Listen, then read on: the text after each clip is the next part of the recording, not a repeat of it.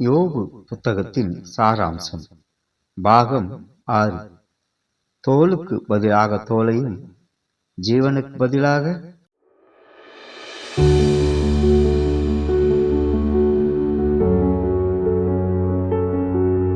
கிறிஸ்துவுக்குள் அன்பான சகோதர சகோதரிகளே, தேவனுக்கே மகிமை உண்டாவதாக. இன்றைய பதிவில் யோபு 2ஆம் அதிகாரம் 4ஆம் வசனத்தை குறித்து கொஞ்சம் தியானிக்கலாம்.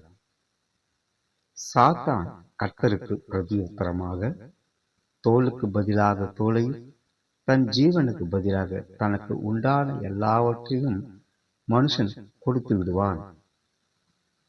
மத்தேயு 16:26, மார்க்கு 8:37 இயேசு கிறிஸ்து கேட்கிறார், தன் ஜீவனுக்கு ஈடாக மனுஷன் எண்ணத்தை கொடுப்பான். மத்தேயு 26:15 யூதாஸ் காரியத்து இயேசு கிறிஸ்துவின் ஜீவனுக்கு ஈடாக 30 வெள்ளிக்காசை பெறுகிறார்.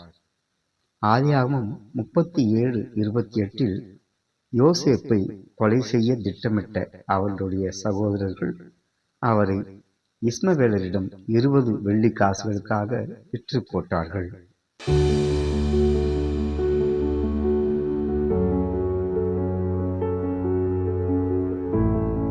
யோபு 2ஆம் அதிகாரம் 4ஆம் வசனமானது உலகத்தில் வாழ்ந்து மறைந்த, வாழ்ந்து கொண்டிருக்கிற, இனி பிறக்கப் போகிற ஒவ்வொருவர் வாழ்விலும் நடைமுறையில் இருக்கப் போகின்ற ஒரு வசனமாகும்.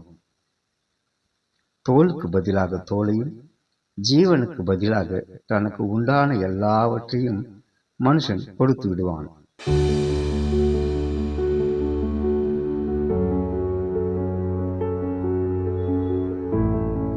நம் ஒவ்வொருவரையும் யோபுவின் நிலைமை இருந்த இடத்தில் நம்மை பொருத்தி பார்க்க வேண்டும். யோபு தன் மாபெரும் இழப்புகளை சந்தித்த பின் கர்த்தரிடம் முழுமையாக சரணடைகிறார். கர்த்தரை பணிந்து கொள்கிறார். பின்பு அவர் அவரின் நிலைமைக்காக, தன் விடுதலைக்காக எந்த ஜெபத்தையும் ஏறெடுக்கவில்லை. கர்த்தர் தன் வாழ்வில் அனுமதித்ததை அவர் முழுமனதோடு அனுமதித்தார். அவர் பிள்ளைகள் எல்லோரும் இறந்து போனார்கள்.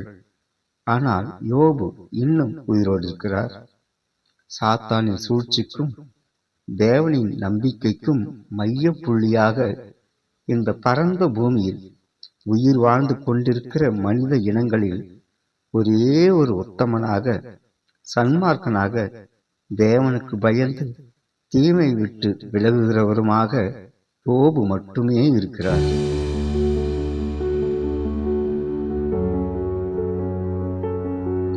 ஆறாம் வசனத்தில் அவனது பிராணனை, அதாவது உயிரை மட்டும் தப்பவிடு என்று கர்த்தர் சொல்வதின் அர்த்தம், உயிர் போகும் அளவு அவனை நீ எப்படி துன்புறுத்தினாலும் அல்லது துன்பப்படுத்தினாலும் அவன் ஒரு நாளும் தன் நீதியிலிருந்து விலக மாட்டான், தன் உறுதியிலிருந்து தளர்ந்து போக மாட்டான் என்பதுதான்.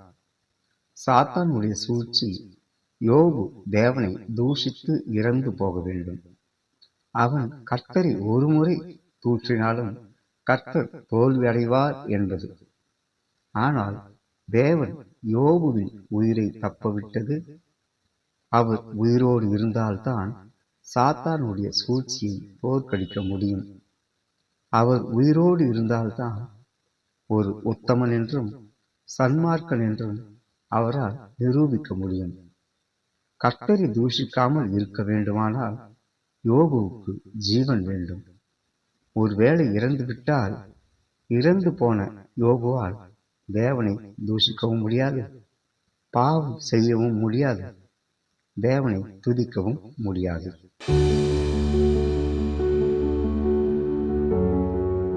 கிறிஸ்துவுக்குள் எனக்கு மிகவும் அன்பானவர்களே, சகாரா பாலைவனத்தில் பெர்பர் இன மக்களும், துவாரை போன்ற இன மக்களும் மற்றும் பலவிதமான நாடோடி கூட்டங்களும் வாழ்ந்து வருகின்றனர். ஜிப்சி வாழ்க்கையை விரும்புகின்ற, அதாவது ஒரு குறிக்கோளற்ற பயணத்தை மேற்கொள்ளுபவர்களும், எக்ஸ்ப்ளோரர்ஸ் எனப்படும் ஆராய்ச்சியாளர்கள், புதிய கண்டுபிடிப்பை மேற்கொள்பவர்கள் மற்றும் பயணிகள் பாலைவனத்தில் வழி தப்பி போனவர்களை கண்டால் அந்த பாலைவனத்தில் வசிக்கின்ற இந்த இனத்தினர் முதலாவது அவர்களுக்கு தண்ணீர் கொடுத்து வரவேற்பார்கள். ஏனெனில் பாலைவனங்களில் உயிரின் ஆதாரம் தண்ணீர்.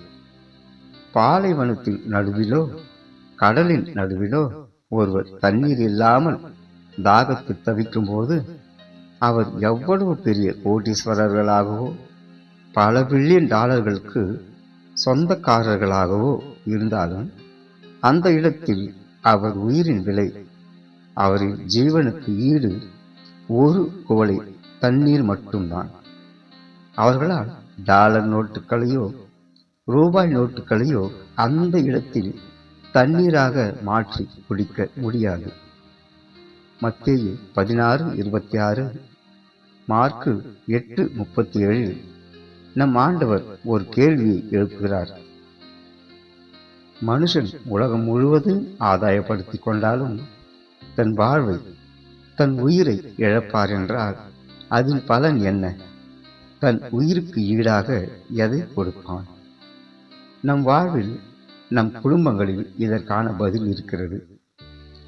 நாம் வைத்துக் கொண்டிருக்கும் பொண்ணுக்காக, வெள்ளிக்காக, அதற்கு ஈடாக நாம் நம் அடகு கடைகளில் பணத்தை பெற்றுக் கொள்கிறோம். நாம் அதிகமான பணம் வைத்திருப்போமானால் அதை நகைகளாக, நிலங்களாக, அந்த பணத்திற்கு ஈடாக அவற்றை மாற்றிக்கொள்வோம். பண்டைய காலங்களில் ஒன்றை கொடுத்து வேறொன்றை அதற்கு ஈடாக பெற்றுக்கொள்ளும் பண்டமாற்று முறை இருந்தது. ஆதியாகமம் 47:16 யோசேப்பு தன் சகோதரர்களிடத்தில், உங்கள் கால்நடைகளை கொடுங்கள், அதற்கு ஈடாக உங்களுக்கு ஜீவனுக்கு ஆதாரமான உணவை தருகிறேன் என்கிறார். ஆதியாகமம் 47:19 எகிப்தியர் யோசேப்பிடம் வந்து தங்களையே அடகு வைக்கிறார்கள். தங்கள் நிலங்களையும் உணவுக்கு மாற்றாக கொடுக்கின்றனர். ஆதியாகமம் 36:16 பார்க்கும்போது, யூதா தன் மருமகளாகிய தாமாரினிடத்தில் சேருவதற்கு, அதாவது மருமகள் என்று தெரியாமல் சேருவதற்கு, ஒரு வெள்ளாட்டுக்குட்டியையும் முத்திரை மோதிரத்தையும் அவருடைய ஆரத்தையும், அதாவது பெல்ட் போல அணிந்திருக்கும் இடைவாரையும் கைக்கோளையும் தருகிறார். சாத்தான் கர்த்தரிடம் சோசகமாக சொல்கிறான், உடல் சம்பந்தப்பட்ட எதை வேண்டுமானாலும் அதை மனிதன் ஈடு செய்து கொள்வான். தோலுக்கு பதிலாக தோலை, ஆட்டுக்கு பதிலாக கோதுமையை கொடுத்து விடுவான் என்கிறான். கர்த்தர் யோபுவின் எலும்பையும் மாம்சத்தையும் தொடவும் கூட அனுமதித்து விட்டார். ஆனால் சாத்தான் எதிர்பார்த்தது வேறு. அதை கர்த்தர் அவன் கேட்பதற்கு முன்பே தடை செய்து விடுகிறார். அவன் பிராணனை மாத்திரம் தப்பவிடு. வேதாகமத்தில் நெத்தனியாவின் குமாரன் இஸ்மவேல் என்று ஒருவன் இருக்கிறான். இஸ்மவேல்களில் மிகவும் துன்மார்க்கமான மனுஷன். யூத ராஜாவின் வம்சத்தில் வந்தவன். எலிசாமாவின் மகன் நெத்தனியாவுக்கு பிறந்தவன். நேபுகாத்நேச்சார் கெதலியா என்பவனை யூதா தேசத்திற்கு அதிகாரியாக நியமிக்கிறார். யூதா தேசம் அவரது காலத்தில் மிகவும் செழிப்பாக இருக்கிறது. யூதா தேசம் செத்து போனது போல் இருந்தபோது கெதலியா அவர் வந்ததனால் உயிர் பெற்றது. அப்படிப்பட்ட கெதலியாவை அவனோடு வந்து விருந்துண்ட நன்றியையும் கூட நினைக்காமல் 10 பிரபுக்களோடு சேர்ந்து கொலை செய்கிறான் இஸ்மவேல். கெதலியாவோடு இருந்த யூத ஜனங்களையும் தன் இனம் என்று பாராமல் அவர்களையும் கல்தேரையும் கொலை செய்கிறான். தங்கள் பாவங்களை அறிக்கையிட்டு பலி செலுத்த வந்த சீகேமிலும் சீலோவிலும் சமாரியாவிலுமிருந்து தேவாலயத்துக்கு வந்த 80 பேரில் 70 பேரை கொன்று புதைத்தான். மீந்திருந்த 10 பேர் அவனிடம், தன் ஜீவனுக்கு பதிலாக கோதுமையும் வார்கோதுமையும் எண்ணெயையும் தேனும் உள்ள புதையல்கள் எங்கள் நிலத்திற்கு கீழே இருக்கிறது என்றார்கள். அவர்களின் ஜீவனுக்கு ஈடாக அவன் அவற்றை ஏற்றுக்கொள்கிறான். இந்த சம்பவம் எரேமியா 41ஆம் அதிகாரத்தில் நடைபெறுகிறது. இவன் இந்த சம்பவத்தில் வருகிற இஸ்மவேல்.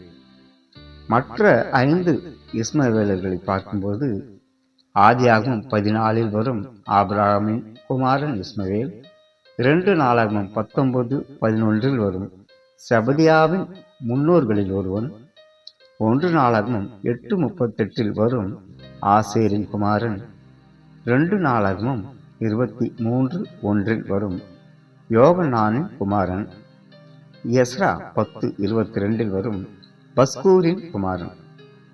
இது ஒரு சிறிய குறிப்பு தான். செய்திக்குள் போவோம். யோபு விஷயத்தில் கர்த்தரிடம் சாத்தான் கூறுகிறான், தோலுக்கு பதிலாக மனிதன் தோலை பெறுவான். நமது ஆண்டவர் கேட்கிறார், தன் ஜீவனுக்கு ஈடாக மனிதன் என்ன தருவான்? உயிரை தவிர மீதியானவற்றை நாம் பண்டமாற்று முறையில் தற்போது எல்லாமே விலைக்கு கிடைத்து விடுகிறது. ஆனால் ஜீவனுக்கு, நம் உயிருக்கு, நாம் இதை மருத்துவமனைகளில் காணலாம்.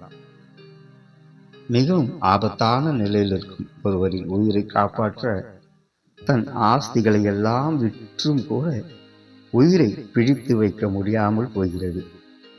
போன உயிர் மறுபடியும் திரும்புவதில்லை. அந்த உயிரை மீண்டும் கொண்டு வர நாம் உலகத்தையே, பூமியையே கூட, பூமியை தாண்டிய ஒரு செல்வந்தன் இருப்பானானால் அல்லது அவனிடம் விற்க முடியுமானால் அதை திரும்ப கொண்டு வர முடியாது. அந்த ஜீவனை அப்படியும் அல்லது எப்படியும் திரும்ப கொண்டு வர முடியாது. யூதாஸ் இயேசுவின் உயிருக்கு விலையாக 30 வெள்ளிக்காசை நிர்ணயித்திருந்தான். யோசேப்பின் விலையாக 20 வெள்ளிக்காசை அவரது சகோதரர்கள் பெற்றுக்கொண்டார்கள். அந்த இஸ்மவேலரிடம் 20 வெள்ளிக்காசுகள் இல்லை என்றால் அவர்கள் அவரை இலவசமாகவே அவர்களோடு அனுப்பியிருப்பார்கள். இந்த 2 சம்பவங்களும் மாபெரும் மாற்றத்தை கொண்டு வந்தது. யோசேப்பை 20 வெள்ளிக்காசுக்கு விற்றது இஸ்ரவேல் வம்சத்தாருக்கு யோசேப்பை அறியாத ஒரு பார்வோன் வரும் வரை எகிப்திலே மாபெரும் ஆசீர்வாதத்தை கொண்டு வந்தது. இயேசு 30 வெள்ளிக்காசுக்கு காட்டி கொடுக்கப்பட்டது மனித இனம் அனைத்திற்கும் மீட்பை கொண்டு வந்தது. இயேசுவின் ஜீவனை விட யூதாசுக்கு 30 வெள்ளிக்காசுகள் பெரிதாக தோன்றியது. ஆனால் ஆண்டவர் மிகச் சரியாக யூதாசை பயன்படுத்தி தன் சிலுவை பயணத்தை நோக்கி சென்றார்.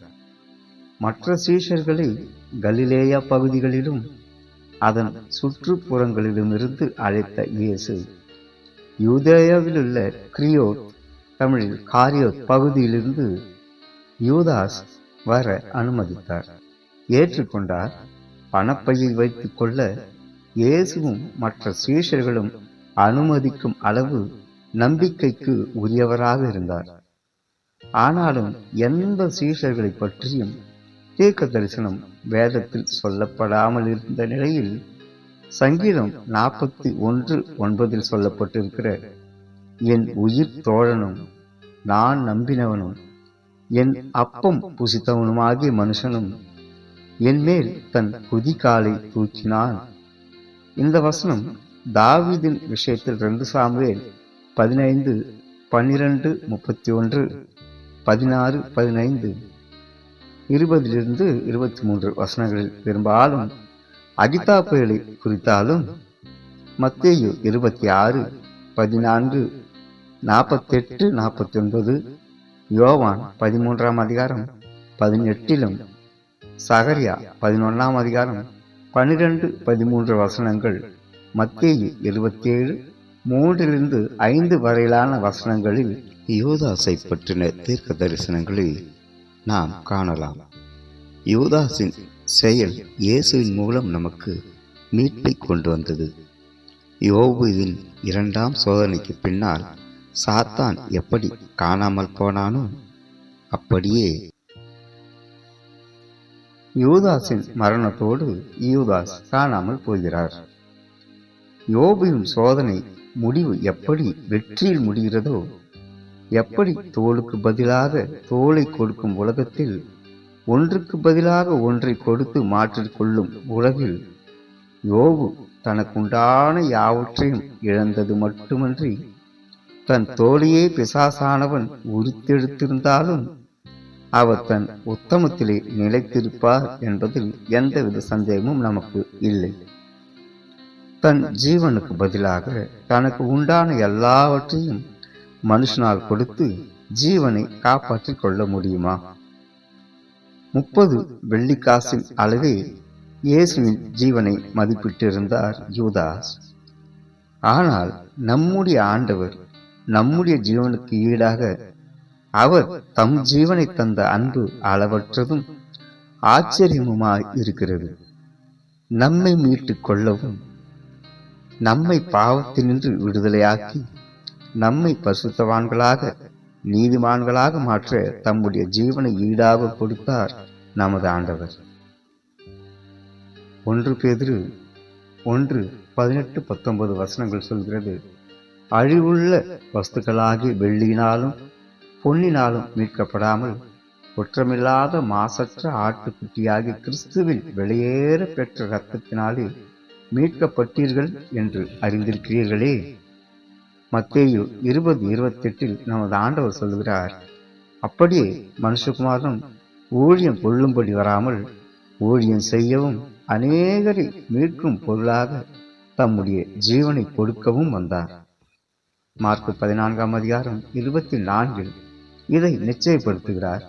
இது அநேகருக்காக சிந்தப்படுகிற புது உடன்படிக்கைக்குரிய என்னுடைய இரத்தமாக இருக்கிறது. ரோமர் 4:25 சொல்கிறது, அவர் நம்முடைய பாவங்களுக்காக ஒப்பு கொடுக்கப்பட்டும் நாம் நீதிமான்களாக்கப்படுவதற்காக எழுப்பப்பட்டும் இருக்கிறார். கலாத்தியர் 3:13 சொல்கிறது, மரத்திலே தூக்கப்பட்டு எவனும் சபிக்கப்பட்டவன் என்று எழுதியிருக்கிறபடி கிறிஸ்து நமக்காக சாபமாகி நியாய பிரமாணத்தின் சாபத்திற்கு நம்மை நீங்களாக்கி மீட்டு கொண்டார். ரோமர் 5:6-8 வரை வசனம் சொல்கிறது, நாம் பலனற்றவர்களாய் இருக்கும் போதே குறித்த காலத்தில் கிறிஸ்து அக்கிரமக்காரருக்காக மரித்தார். நீதிமானுக்காக ஒருவன் மரிப்பது அரிது, நல்லவனுக்காக ஒருவேளை ஒருவன் மரிக்க துணிவான். நாம் பாவிகளாயிருக்கையில் கிறிஸ்து நமக்கு மரித்ததினாலே தேவன் நம்மேல் வைத்த அன்பை விளங்க பண்ணுகிறார்.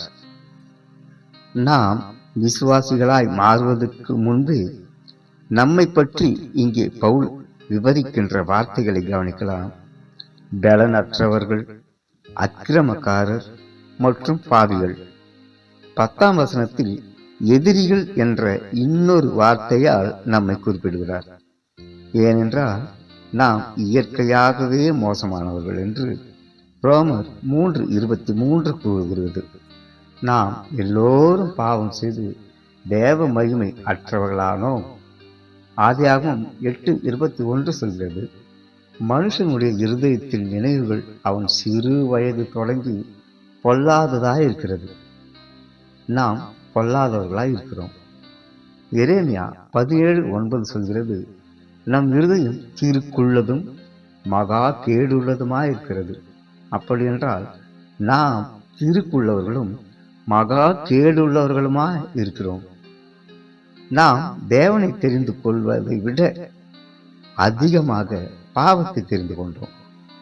சங்கீதம் 51:5 படி நாம் துர்க்குணத்தில் உருவானவர்கள். நாம் பாவத்தால் கர்ப்பம் தைக்கப்பட்டவர்களிலிருந்து வந்தவர்கள். எபேசியர் 5:2 சொல்கிறது, கிறிஸ்து நமக்காக தம்மை தேவனுக்கு சுகந்த வாசனையாக காணிக்கையாகவும் பலியாகவும் ஒப்பு கொடுத்து நம்மில் அன்பு கொண்டார். யோவான் 3:16 சொல்கிறது, தேவன் தம் ஒரே பேரான குமாரனை விசுவாசிக்கிறவன் எவனோ அவன் கெட்டு போகாமல் நித்திய ஜீவனை அடையும்படிக்கு அவரை தந்தருளி இவ்வளவாய் உலகத்தில் அன்பு கூர்ந்தார். நாம் தேவ செயல்பாடுகளுக்கு எதிரான பாவத்தின் இடத்தில் நின்று கொண்டிருப்பதால் தேவனுக்கு எதிரிகளாகத்தான் இருப்போம். ஆனால் மனிதன் தன் ஜீவனுக்கு ஈடாக எதை கொடுத்தாலும் ஈடாகாது. நம்முடைய ஆண்டவராகிய இயேசு கிறிஸ்துவோ கலாத்தியர் 4:4 சொல்கிறபடி நாம் புத்திர சுவீகாரத்தை அடையும்படி நம்மை மீட்டுக் கொள்வதற்காக நமக்காகவும் நாம் பாவத்திலிருந்து மீட்கப்படவும் ஈடாக தன் ஜீவனை கொடுத்து மீட்டுக் கொண்டார். அவர் நம்மேல் பாராட்டின அன்பினாலே தன்னைத்தானே நமக்காக ஒப்பு கொடுத்தார். யோவான் 15:13 இயேசு சொல்கிறார், ஒருவன் தன் சிநேகிதருக்காக தன் ஜீவனை கொடுக்கிற அன்பிலும் அதிகமான அன்பு ஒருவரிடத்திலும் இல்லை. ஆம் பிரியமானவர்களே, அவர் நம்மை சிநேகித்தார். யோவான் 10:11 நானே நல்ல மேய்ப்பன், நல்ல மேய்ப்பன் ஆடுகளுக்காக தன் ஜீவனை கொடுக்கிறான் என்கிறார் நமது ஆண்டவர். 1 பேதுரு 2:25 பேதுரு சொல்கிறார், நாம் சிதறுண்ட ஆடுகளைப் போல் இருந்தோம். தீத்துவுக்கு பவுல் எழுதும்போது தீத்து 2:14 அவர் நம்மை சகல அக்கிரமத்தினின்று மீட்டு கொண்டு தமக்குரிய சொந்த ஜனங்களாகவும் நற்கிரியைகளை செய்ய பக்தி வைராக்கியம் உள்ளவர்களாகவும் நம்மை சுத்திகரிக்கும்படி நமக்காக தம்மைத்தாமே ஒப்பு கொடுத்தார். கலாத்தியர் 1:4 சொல்கிறது, அவர் நம்மை இப்போது இருக்கிற பொல்லாத பிரபஞ்சத்தினின்று விடுவிக்கும்படி நம்முடைய பிதாவாகிய தேவனுடைய சித்தத்தின்படியே நம்முடைய பாவங்களுக்காக தம்மைத்தாமே ஒப்பு கொடுத்தார். இதன் அர்த்தம் நம்முடைய ஜீவனுக்கு ஈடாக அவர் தம் ஜீவனை கொடுத்து நம்மை மீட்டுக் கொண்டார். 2 கொரிந்தியர் 5:21 சொல்கிறது, நாம் அவருக்குள் தேவனுடைய நீதியாகும்படிக்கு பாவம் அறியாத அவரை நமக்காக பாவமாக்கினார். ரோமர் 5:10 நாம் தேவனுக்கு சத்துருவாயிருப்பதினால் நம்முடைய ஆண்டவரின் மரணத்தினாலே தேவனோடு ஒப்புரவாகினோம். அதற்காக நம் ஜீவனுக்கு ஈடாக இயேசு தம் ஜீவனை கொடுத்து நம்மை மீட்டுக் கொண்டார். கொலோசியர் 1:20-21 அவர் சிலுவையில் சிந்தின இரத்தத்தினாலே சமாதானத்தை உண்டாக்கி பூலோகத்திலுள்ளவைகள் பரலோகத்திலுள்ளவைகள் யாவையும் அவர் மூலமாய் தமக்கு ஒப்புரவாக்கி கொள்ளவும் கர்த்தராகிய அவருக்கு பிரியமாயிற்று. பரலோகத்திற்கும் பூலோகத்திற்கும் சமாதானம் இல்லை. சமாதானத்தை ஏற்படுத்தவே தேவன் கிறிஸ்துவை அனுப்பி அவரின் பலியால் உலகத்தின் பாவங்களை மன்னித்து ஆவில் மரித்து போன நம்மை உயிர்ப்பிக்க அதற்கு ஈடாக தம் ஆவியை கொடுத்தார். யோவான் 1:29 யோவான் சொல்கிறார், இதோ உலகத்தின் பாவத்தை சுமந்து தீர்க்கிற தேவாட்டுக்குட்டி. கிறிஸ்துவுக்குள் எனக்கு மிகவும் அன்பான சகோதர சகோதரிகளே, தோலுக்கு பதிலாக தோலை கொடுக்க முடியும். ஆனால் ஜீவனுக்கு ஈடாக தனக்கு உண்டான யாவற்றையும் கொடுத்தாலும் பாவத்தால் நாம் இழந்த தேவ ஆசீர்வாதத்தை, தேவனோடு இருந்த ஐக்கியத்தை, நம்மை விட்டு பிரித்த பாவத்தை போக்கி நித்திய ஜீவனை அடைய நமது சுய பலத்தால் முடியாது. மனிதன் இழந்து போன ஆதி மகிமையை அவன் மீண்டும் பெற பாவமற்ற ஒருவர் நமக்கு தேவை. நம் ஜீவனுக்கு ஈடாக தம்மை கொடுத்து நம்மை பாவத்தினின்று மீட்க, ரட்சிக்க மீட்பர், இரட்சகர் ஒருவர் நமக்கு தேவையாயிருந்தார். சர்வலோகத்தின் பாவங்களை நீக்கி மனித குலத்தில் ஜீவன் மீட்கப்பட நமது ஆண்டவர் நம் ஜீவனுக்கு ஈடாக தம் ஜீவனை கொடுத்த கிருபைக்காக நாம் என்றும் தேவனுக்கு நன்றி சொல்ல கடமைப்பட்டவர்களாக இருக்கிறோம். தேவனோடு ஜெபத்தின் மூலமாகவும் வேத வசனங்களின் மூலமாகவும் ஐக்கியத்தோடு விசுவாசத்தோடு வாழ தேவ கிருபை நம் அனைவரோடும் கூட இருப்பதாக. ஆமென். ஷாலோம்.